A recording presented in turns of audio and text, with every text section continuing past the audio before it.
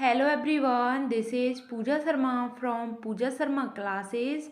उम्मीद करती हूँ आप सब अच्छे होंगे। तो आज हम डिस्कस करेंगे संस्कृत को। संस्कृत में हमारा चल रहा है वर्णों का अभ्यांतर प्रयत्न एवं बाह्य प्रयत्न। इससे पहले की वीडियो में मैंने आपको अभ्यांतर प्रयत्न को करा दिया है, तो आज हम इसमें बाह्य प्रयत्न को करेंगे। तो सबसे पहले अभ्यांतर प्रयत्न को समझते हैं, अभ्यांतर प्रयत्न क्या होता है। तो चलिए स्टार्ट करते हैं। मैंने सभी क्लासेस को बहुत अच्छे तरीके से चला रखा है। आपने अभी तक उन क्लासेस को नहीं देखा है तो मैं लिंक आपको नीचे डिस्क्रिप्शन बॉक्स में दे दूंगी, तो आप वहां से इनको चेकआउट कर सकते हैं।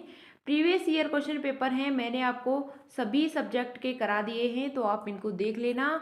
2011 से लेकर 2022 तक के सभी प्रीवियस ईयर क्वेश्चन पेपर मैंने कंप्लीट डिस्कस करा दिए हैं। इससे आपको एग्जाम का लेवल पता चल जाएगा कि इस एग्जाम का लेवल क्या है, तो आप इनको देख लेना। मैथ के मैंने अभी प्रीवियस ईयर क्वेश्चन पेपर नहीं कराए हैं, तो मैं मैथ की क्लासेस चला रही हूँ। मैथ की क्लासेस के बाद मैं आपको सभी प्रीवियस ईयर क्वेश्चन पेपर को कंप्लीट डिस्कस करा दूंगी। तो चलिए स्टार्ट करते हैं, समझते हैं अभ्यांतर प्रयत्न के विषय में। अभ्यांतर प्रयत्न होते क्या हैं। प्रयत्न का मतलब होता है, जो प्रयत्न होते हैं क्या होता है, तो वर्णों के उच्चारण करने की चेष्टा को हम क्या कहते हैं, प्रयत्न कहते हैं। वर्णों के उच्चारण करने की चेष्टा, उच्चारण करने की चेष्टा को हम क्या कहते हैं, चेष्टा को हम प्रयत्न कहते हैं। वर्णों के उच्चारण करने की चेष्टा को हम प्रयत्न कहते हैं। अब बात करते हैं जो अभ्यांतर प्रयत्न होता है, यह क्या होता है। अभ्यांतर प्रयत्न 5 प्रकार का होता है। अभ्यांतर का मतलब होता है भीतर। अभ्यांतर का मतलब क्या होता है, भीतर होता है। और प्रयत्न का मतलब होता है चेष्टा करना। जिन वर्णों को बोलने की चेष्टा होती है वही हमारे क्या होते हैं, अभ्यांतर प्रयत्न होते हैं, जो यह आपके 5 प्रकार के होते हैं। तो 5 प्रकार इनके कौन कौन से होते हैं, इनको समझते हैं। तो सबसे पहला प्रकार आता है आपका ईसत, दूसरा आता है ईसत स्पृष्ट, तीसरा आता है आपका ईसत विव्रत, चौथा आता है आपका विव्रत, पांचवा आता है आपका समव्रत। तो इनको थोड़ा सा समझ लेते हैं। जो आपका ईसत होता है यह क से लेकर म तक होते हैं। इसके अंतर्गत यह 5 वर्ग आते हैं। कितने आते हैं, 5 वर्ग आते हैं। 5 वर्ग में 5-5 वर्ण होते हैं, तो कितने हो जाते हैं, इसमें 25 संख्या इनकी हो जाती है, यानी इसमें 25 वर्ण हो जाते हैं। तो यह आपका ईसत कहलाता है। जो इसमें क से लेकर म तक के सभी वर्ण आते हैं। क से म तक के टोटल वर्ण कितने होते हैं, क से म तक के जो वर्ण होते हैं 25 होते हैं। तो अब बात करते हैं ईसत स्पृष्ट की। तो यह अंतस्थ वर्ण आते हैं इसके अंतर्गत। किसके अंतर्गत, ईसत स्पृष्ट के अंतर्गत अंतस्थ वर्ण आते हैं, जो यण प्रत्याहार के अंतर्गत आते हैं। तो यण प्रत्याहार में यर लब आते हैं। तो अंतस्थ वर्ण यानी कि जो आपको प्रत्याहार हैं, यह आपको अच्छे से बनाना आना चाहिए, जिससे आपको पता चल सके कि प्रत्याहार कैसे बनाते हैं। इससे पहले की वीडियो में मैंने आपको प्रत्याहारों को भी बनाना सिखाया है, तो आप उनको देख लेना। तो चलिए आगे समझते हैं। जो अंतस्थ वर्ण होते हैं क्या होते हैं, आपके यरलव होते हैं। थर्ड पर आता है आपका ईसत विव्रत। ईसत विव्रत के अंतर्गत ऊष्म वर्ण आते हैं, जो सल प्रत्याहार के अंतर्गत आते हैं। जो सल प्रत्याहार के अंतर्गत आते हैं कौन कौन से होते हैं, तो स श श ह।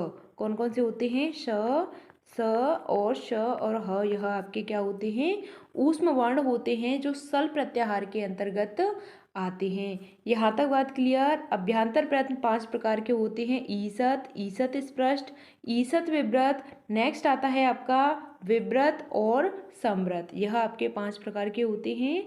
अब हम बात करते हैं चौथे प्रकार की, अच की। तो विव्रत होता है, उसमें अच प्रत्याहार आते हैं, यानी कि अच प्रत्याहार के अंतर्गत जो भी वर्ण आते हैं वही आपके क्या होते हैं, विव्रत होते हैं। तो अच प्रत्याहार के अंतर्गत क्या आते हैं, अच प्रत्याहार के अंतर्गत सभी स्वर आते हैं। सभी स्वर वर्ण आते हैं किसके अंतर्गत, अच प्रत्याहार के अंतर्गत। तो इसमें अ, ई, उ, ऋ, र, ए, ओ, ए, ओ, यह आपके क्या हो जाते हैं, यह आपके 9 स्वर हो जाते हैं। जो संस्कृत में आपके कितने स्वर हैं, तो 9 स्वर होते हैं संस्कृत में। यहाँ तक बात क्लियर। चलिए, आपने समझा कि विव्रत में क्या आते हैं, अच आते हैं, अच में क्या आते हैं, आपके स्वर आते हैं। स्वर की संख्या कितनी है, तो स्वर की संख्या संस्कृत में 9 है। और हिंदी में पूछी जाए, हिंदी में स्वर पूछे जाएं तो कितने होते हैं, हिंदी में स्वर आपके 11 होते हैं। यहाँ तक बात क्लियर। फिर आता है आपका नेक्स्ट समृद्ध। क्या आता है, समृद्ध आता है, तो इसमें आपका अ आ जाता है। समृद्ध में क्या आता है, आपका अ आता है। यहाँ तक बात क्लियर। अब बात करते हैं बाहा प्रश्न की। बाहा प्रश्न कितने प्रकार के होते हैं, तो बाहा प्रश्न 11 प्रकार के होते हैं। तो बाहा प्रश्न के विषय में समझते हैं क्या होता है। मुख से जब वर्ण बाहर निकलने लगते हैं उस समय उच्चारण की जो चेष्टा होती है उसे हम बाहा प्रश्न कहते हैं। यानी कि मुख से जब कोई भी वर्ण है बाहर निकलने लग जाते हैं, जब हम उनके उच्चारण करते हैं, उस टाइम पर उच्चारण करते हैं और मुख से वह निकलते हैं, वही आपके बाहा प्रश्न होते हैं। अभ्यंतर प्रश्न क्या होता है कि मुख के भीतर ही, यानी कि पहले से ही पूर्व में ही मुख के अंदर जो चेष्टा होती है उनको बोलने की, वह आपके अभ्यंतर होते हैं, यानी कि मुख के अंदर होते हैं। बाहा का मतलब होता है मुख से बाहर निकलते हैं, वही आपके बाहा प्रश्न होते हैं। और यह आपके 11 प्रकार के होते हैं। 11 प्रकार कौन कौन से होते हैं, पहला आता है विवार, दूसरा संवार, तीसरा आता है श्वास, चौथा आता है आपका नाद, पांचवा आता है घोष, और छठवा आता है आपका अघोष, सातवां आता है अल्प प्राण, आठवां आता है महाप्राण, नौवां उदांत, दसवां अनुदांत, और 11वां आपका स्वरित होता है। तो यह आपके 11 प्रकार हो जाते हैं, विवार, समार, श्वास, नाद, घोष, अघोष, अल्प प्राण, महाप्राण, उदांत, अनुदांत और स्वरित। यहाँ तक बात क्लियर। चलिए, अब इनको थोड़ा सा अच्छे से समझते हैं। तो यह विवार, समार, श्वास, नाद, घोष, यह होते क्या हैं, तो इनको हम समझते हैं। तो विवार, श्वास और अघोष यह 3 हैं और यह खर प्रत्याहार के अंतर्गत आते हैं। तो आपको जो प्रत्याहार हैं इनको अच्छे से बनाना आना चाहिए, जिससे आपको कोई भी प्रॉब्लम ना हो, आप इनको अच्छे से समझ जाएं। क्योंकि जो संस्कृत में प्रत्याहार होते हैं यहाँ से आपके 2 से 3 क्वेश्चन बन जाते हैं। तो आपको इनको बिल्कुल अच्छे से पढ़ लेना है, यानी कि कैसे बनाते हैं प्रत्याहार मैंने आपको सिखाए हैं, तो आप इनको देख लेना। तो चलिए अब समझते हैं। जो विवार, श्वास और अघोष हैं यह तीनों आपके खर प्रत्याहार के अंतर्गत आते हैं। खर प्रत्याहार के अंतर्गत कौन कौन से वर्ण आते हैं, तो ख, फ, छ, ठ, थ, च, ट, त, क, प, श, स और स, यह आपके वर्ण आते हैं। इसके अंतर्गत आपका क्या होता है, व्यवहार होता है, श्वास होता है और अघोष होता है। यहाँ तक बात क्लियर। चलिए आगे बात करते हैं। एग्जाम में आपसे पूछ सकता है कि श्वास है वह किसके अंतर्गत आती है, तो खर प्रत्याहार के। अघोष पूछा जाए तो खर प्रत्याहार, व्यवहार है तो खर प्रत्याहार। इन तीनों के विषय में कुछ भी पूछा जाए तो यह किसके अंतर्गत आते हैं, खर प्रत्याहार के अंतर्गत आते हैं। यहाँ तक बात क्लियर। आगे बात करते हैं। संबार, नाद और घोष, इन तीनों की हम बात करते हैं तो यह हस प्रत्याहार के अंतर्गत आते हैं। किसके अंतर्गत आते हैं, तो सवार, नाद, घोष हैं यह आपके हस प्रत्याहार के अंतर्गत आते हैं। तो हस प्रत्याहार के अंतर्गत कौन कौन से वर्ण होते हैं इनको समझते हैं। तो इसके अंतर्गत ह आता है, ह, य, व, र, ल, अय, म, अण, न, न, झ, ह, घ, ड, ध, ज, ब, ग, ड और द, इसके अंतर्गत आते हैं। किसके अंतर्गत आते हैं, यह हस प्रत्याहार के अंतर्गत आते हैं।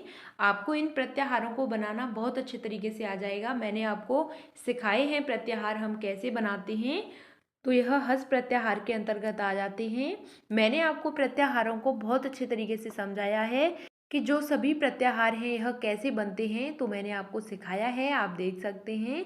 क्योंकि यहाँ से कई क्वेश्चंस बनते हैं तो आपको इनको बिल्कुल बनाना आना चाहिए। तो चलिए आगे बात करते हैं अल्प प्राण की। अल्प प्राण क्या होता है, अल्प प्राण को समझते हैं। अल्प का अर्थ होता है थोड़ा। क्या होता है, अल्प का मतलब होता है थोड़ा या कम। क्या होता है, थोड़ा या कम होता है।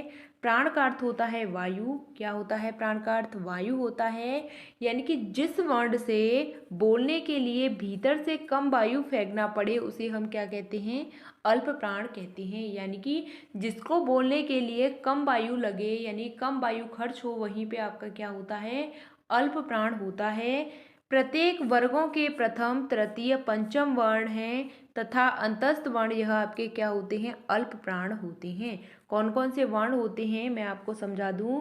यानी कि क वर्ग की बात करते हैं तो क वर्ग के अंतर्गत कौन कौन से वर्ण आते हैं, तो इनको हम समझते हैं।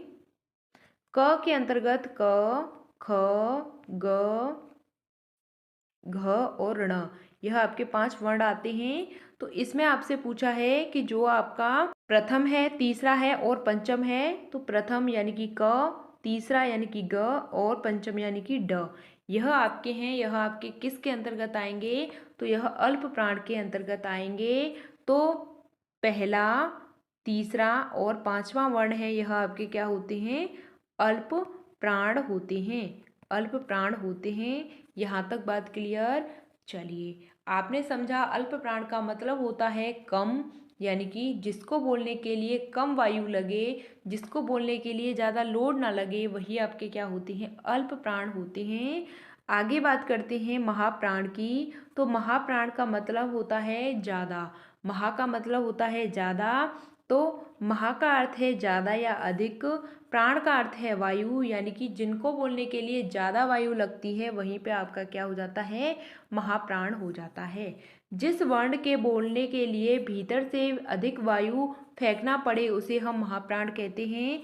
महाप्राण वर्णों के द्वितीय, चतुर्थ और इसमें सल प्रत्याहार आते हैं, और इसमें सल वर्ण आते हैं।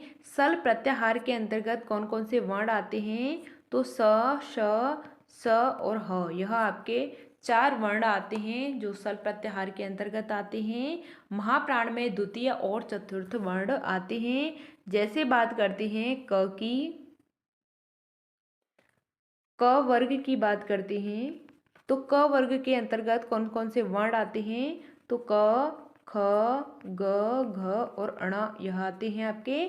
तो इसमें आपसे पूछा है कि जो आपका दूसरा है, जो आपका दूसरा है और आपका चौथा है, यह आपके क्या होते हैं, महाप्राण होते हैं। यानी कि प्रत्येक वर्ग के यह आपके महाप्राण हो जाएंगे। प्रत्येक वर्ग कौन कौन से होते हैं, क वर्ग, च वर्ग, ट वर्ग, त वर्ग और प वर्ग, यह आपके 5 वर्ग होते हैं। इनकी संख्या यानी कि 5 गुणा 5 यानी कि 25 यह टोटल होते हैं क से लेकर म तक। क से लेकर म तक यह कितने होते हैं, 25 होते हैं। तो आपने इनको समझा। तो इसमें दूसरा और चौथा होता है वह आपका क्या होता है, महाप्राण होता है। और जो सल प्रत्याहार के अंतर्गत आते हैं, सल प्रत्याहार के अंतर्गत स, श, स और ह, यह आपके वर्ण आ जाते हैं, वही आपके महाप्राण कहलाते हैं। यहाँ पे अल्प प्राण में जो आपके अंतस्थ वर्ण होते हैं, जो अंतस्थ वर्ण कौन कौन से होते हैं, य, र, ल और व होता है। तो यह 4 वर्ण अल्प प्राण के अंतर्गत आते हैं। और स, स, स हैं, यह आपके 4 वर्ण महाप्राण के अंतर्गत आते हैं। तो श, श, श, ह, यह आपके महाप्राण के अंतर्गत आते हैं। आगे बात करते हैं उदांत, अनुदांत और स्वरित की बात करते हैं। तो इसके अंतर्गत अच प्रत्याहार आते हैं। उदांत, अनुदांत, स्वरित, इनके अंतर्गत क्या आते हैं, अच प्रत्याहार आते हैं। अच प्रत्याहार के अंतर्गत क्या आते हैं, सभी स्वर आते हैं। अच प्रत्याहार के अंतर्गत सभी स्वर आते हैं, वही आपके क्या होते हैं, उदांत, अनुदांत और स्वरित होते हैं। संस्कृत में स्वरों की बात करें तो स्वर संस्कृत में 9 होते हैं। हिंदी की बात करें तो हिंदी में 11 स्वर होते हैं, आपको बिल्कुल कंफ्यूज नहीं होना है। तो स्वर की बात करते हैं, इसमें कौन कौन से होते हैं, जो स्वर होते हैं यह आपके अच प्रत्याहार के अंतर्गत आते हैं। तो इसमें अ, ई, उ, ऋ, ल, ए, ओ, यह आपके क्या हो जाते हैं, 9 स्वर हो जाते हैं। यहाँ तक बात क्लियर। यहाँ तक बात क्लियर। मैंने आपको अभ्यांतर प्रयत्न को और बाह्य प्रयत्न को बहुत अच्छे तरीके से समझा दिया है। अभ्यांतर प्रयत्न होते हैं जो मुख के पूर्व में ही बोले जाते हैं, वह आपके अभ्यांतर प्रयत्न कहलाते हैं और यह 5 प्रकार के होते हैं। बाह्य प्रयत्न की बात करें तो मुख से जो बाहर निकलते हैं वर्ण, बाहर निकलने की चेष्टा होती है, वह आपके बाह्य प्रयत्न होते हैं और वह 11 प्रकार के होते हैं। तो इसको मैंने आपको बहुत अच्छे तरीके से समझाया है, तो आप इनको अच्छे से समझना। इस वीडियो को दोबारा देखना अगर नहीं समझ में आई है। अगर आपको थोड़ा भी डाउट होता है तो फिर आप हमसे कमेंट के माध्यम से पूछ सकते हैं, हम आपको आपका आंसर करेंगे। तो मिलते हैं आपको आगे की नेक्स्ट वीडियो में। आपको वीडियो पसंद आती है तो वीडियो को लाइक कर देना और चैनल को सब्सक्राइब नहीं किया है तो चैनल को सब्सक्राइब कर लेना।